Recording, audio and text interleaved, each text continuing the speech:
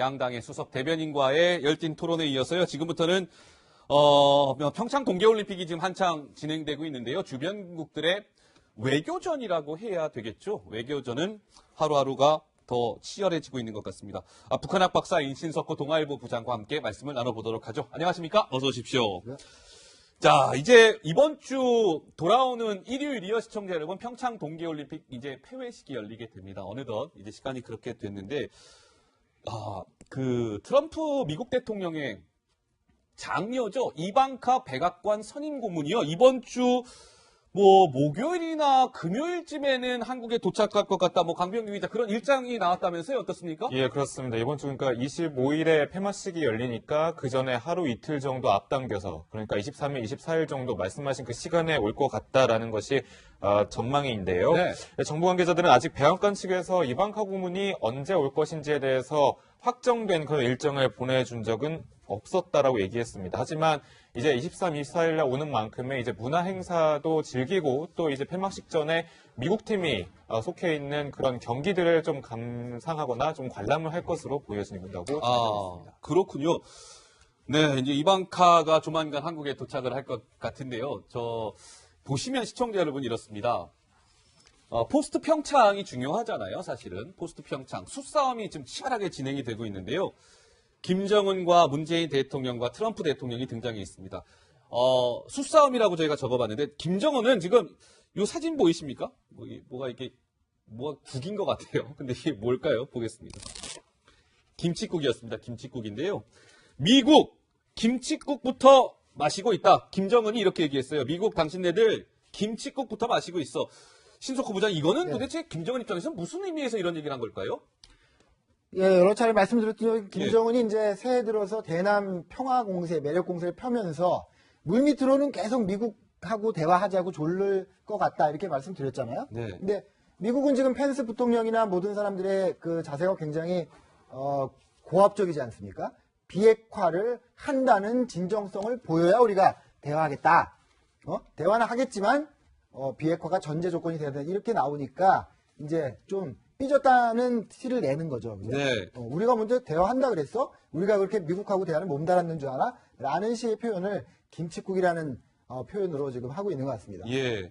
근데 김정은 입장에서는 약간 이제 이번 주 돌아오는 일요일이 시청자 여러분 이제 폐회식이라고 말씀을 드렸는데, 김정은 입장에서는 약간 마음이 약간 조급해지는 것 같은 약간 그런 좀 분위기도 읽히거든요. 어떻습니까? 그렇습니다. 이제 시간은 김정은의 편이 아닌 거죠. 왜냐하면 평창 올림픽을 계기로 매력 공세를 한창 펴가지고 네. 목적이 뭡니까? 핵은 가지지만 어떻게 좀 제재 좀 풀어줘라는 정치적인 의도를 전달하려고 했는데 잘 안 됐잖아요, 지금. 그리고 한국에서는 급격하게 지금 북한에 대한 관심이 떨어지고 있지 않습니까?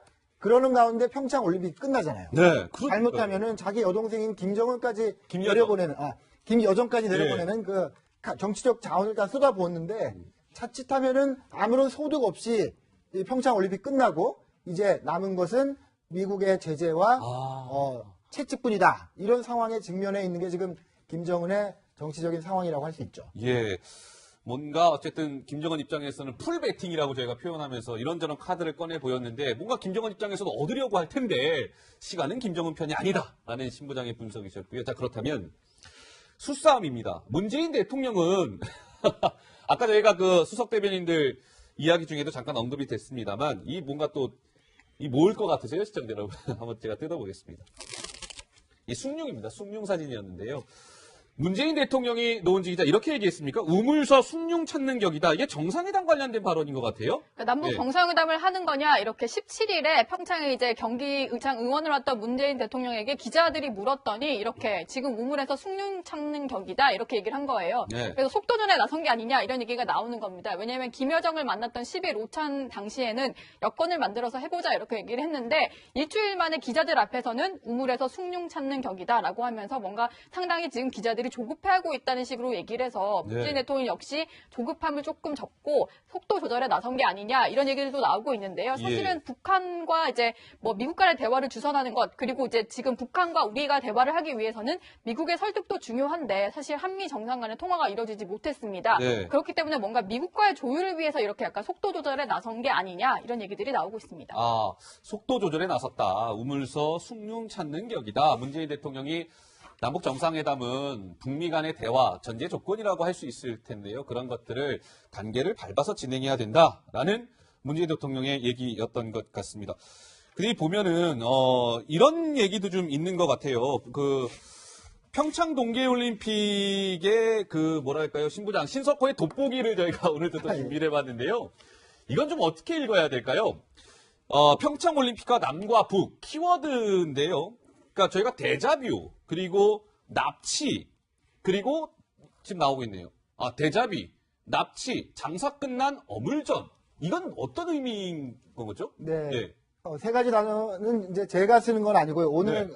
저희 동아일보의 화정평화재단에서 국가대전략 강좌를 했는데 네. 현인택 전 통일부 장관이 강사로 나오셨어요. 그래서 아. 지금의 상황을 정확히 저 세 가지 어휘를 가지고 설명을 예, 했습니다. 간단하게 설명을 주신다면 대자비는 뭐냐면 예.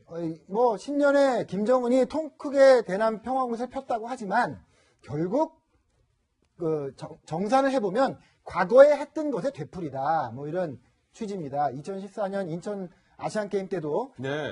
북한이 실세들을 내려보내다가 금방 돌아가고 그랬죠.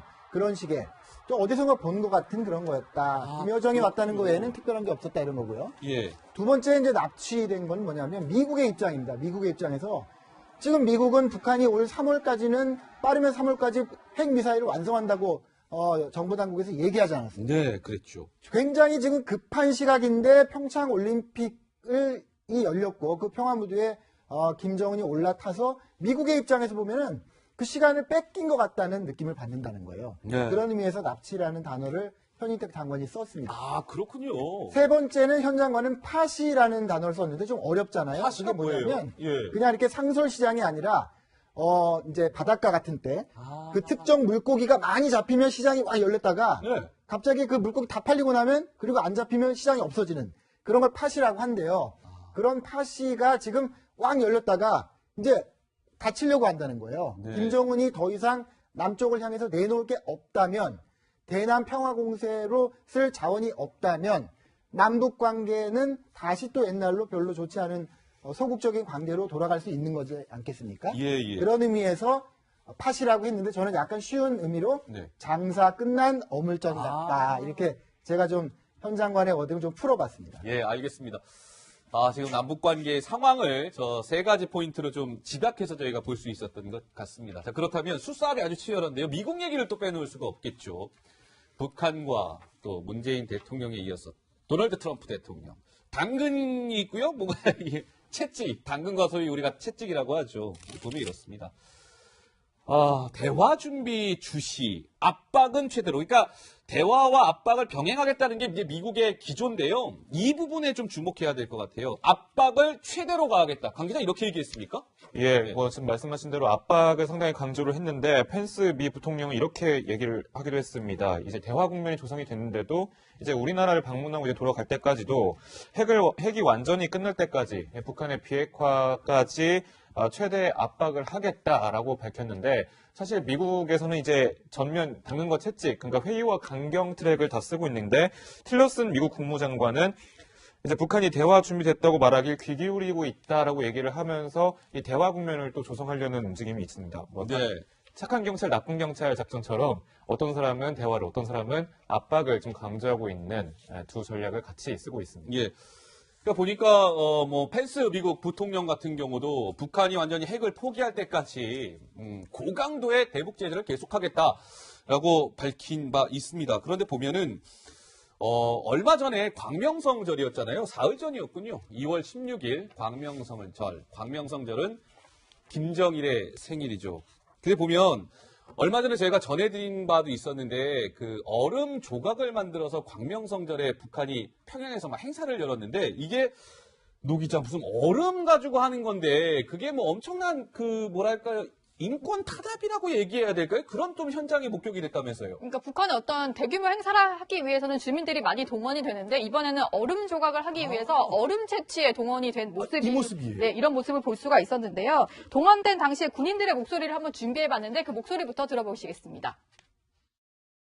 캐내는 것도 좀 하나하나 이 정말 파손되지 않게 하느라고 순간적으로 이걸 꾸집어내는 거 이걸 중요합니다. 처음엔 경험이 없어서 어린 놈들은 좀 빠지기도 하고 빠지기도 했어요. 네, 뭐 해마다 좀 반복이 되는 그런 일인 것 같아요. 왜냐하면 이제 조금 이제 대규모 이제 연중 행사였다 보니까 실제로 저걸 하면서 연못에 빠지는 경우도 볼 수 있었고 사실은 얼음을 저렇게 네모나게 잘라서 꺼내는 모습이 저는 한 60, 70년대 우리나라의 모습을 보는 것만큼 저런 식으로 실제로 현장에 동원이 되는데 맨손으로 얼음을 꺼내는 모습이 인권 탄압으로 비칠만하다 이런 얘기들이 나오고 있습니다. 예. 저렇게 얼음을 채취해서 그 미사일 모형의 얼음 같은 거를 막 전시해 놓고 했던 거잖아요. 예, 신부장. 예. 네, 영상에서 시청자 여러분들께서 파악하셨을지 모르겠는데 저 군인들 그 소속이 216 사단이라고 나오더라고요. 네. 216이 바로 광명성 절이라고 하는 김정일의 생일이지 않습니까? 네, 저 군인들은 저런 목적으로 만들어져서 그 김정일의 어떤 권위를 찬양하고 홍보하고 하는 그런 행사에 동원되는 그런 전문적인 군인들인 것 같습니다. 네. 알겠습니다. 자, 김정숙 여사의 평창 응원 소식은 저희가 아까 이제 수석 대변인들 양당 대변인 박범계 장제원 대변인과의 열띤 토론이 이어지는 관계로 시간을 저희가 좀 초과가 돼가지고요. 말씀을 전해드리지 못했습니다. 이 점 양해를 부탁드리겠습니다. 자, 저는 잠시 후 60초 1분 후에 다시 돌아오도록 하겠습니다.